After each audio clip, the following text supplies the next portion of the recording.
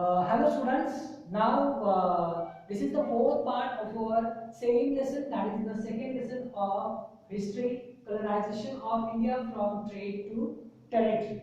So till now we have learned that how the Britishers entered in the Indian politics.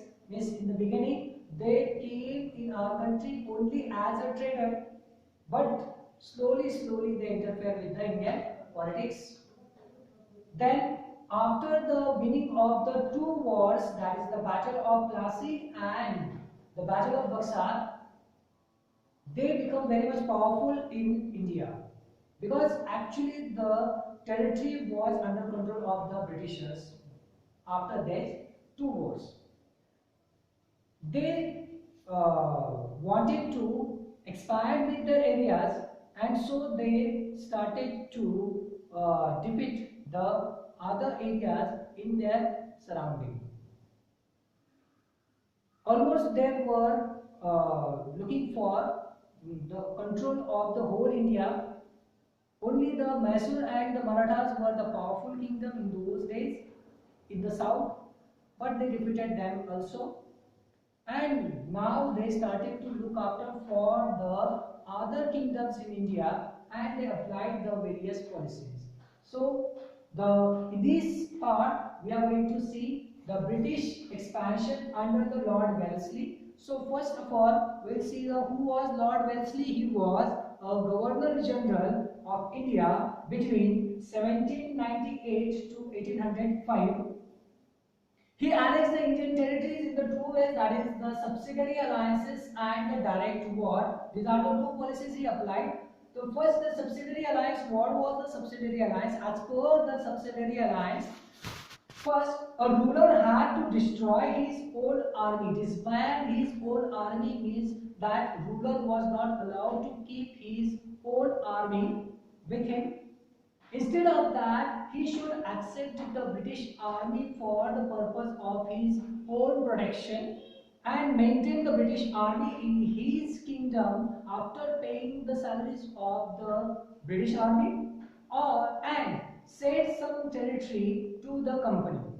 If the ruler failed to pay, then a part of his territory was taken away as a penalty by the company. That was the first condition. The second, that is what accept the British officer at the ruler's court, means the British officer will stay in the court of that particular ruler who accepted that subsidiary alliances, and he will look after all the affairs of the king. Then removed all the foreigners from his area, means the other foreign officers are not allowed to stay in the kingdom of that ruler. Okay, so these were the conditions. As per that, the subsidiary alliance proved very much advantageous to the Britishers. They maintained their large army at the cost of others, means whatever the maintenance of the army, that was completely the responsibility of that ruler who accepted the subsidiary alliance.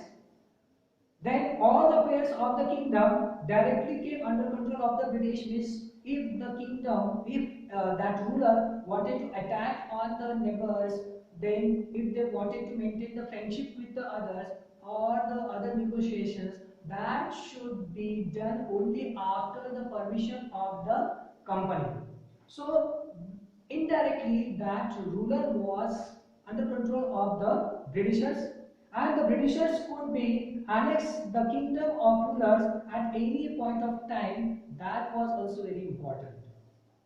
So this is how the subsidiary alliances started by the Britishers.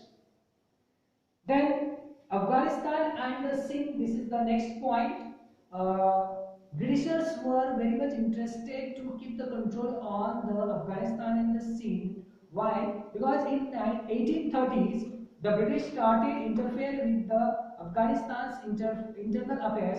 They thought that the Russia might attack on India via Afghanistan. Means Russia was the powerful in those days, and the Britishers were very much afraid with the Russia, and they were thinking that they might attack on India via Afghanistan. So for this security purpose, they tried to control the Afghanistan, but they failed due to their strong resistance. Means the Afghanistan was also very much powerful, so that was not possible for the Britishers to control the Afghanistan.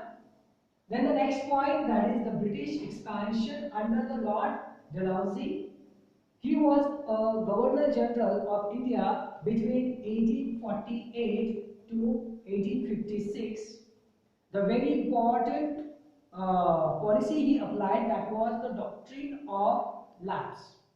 So according to this, the state ruler, if the state ruler died without a natural heir, it did not recognize the right to adopt the children to inherit the throne. So this means what? If the ruler died without the heir, then automatically that kingdom will be controlled by the, or will be annexed with the company.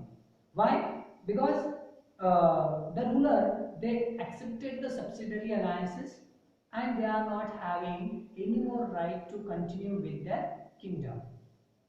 So in this way, means as per the doctrine of lapse, the Britishers annexed Satara in 1848, Sambalpur in 1850, Udaipur in 1852, Nagpur in 1853, and Jhansi in 1854. That Jhansi we know, which is related with the Rani Lakshmi Bai.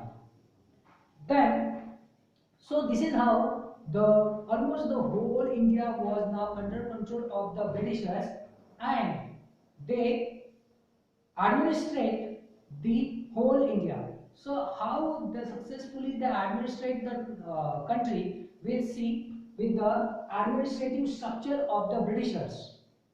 For more and more profit and the strength, British required the efficient administration. They divide their territory, Bengal, Madras and Mumbai presidencies. Presidencies means what? That small areas.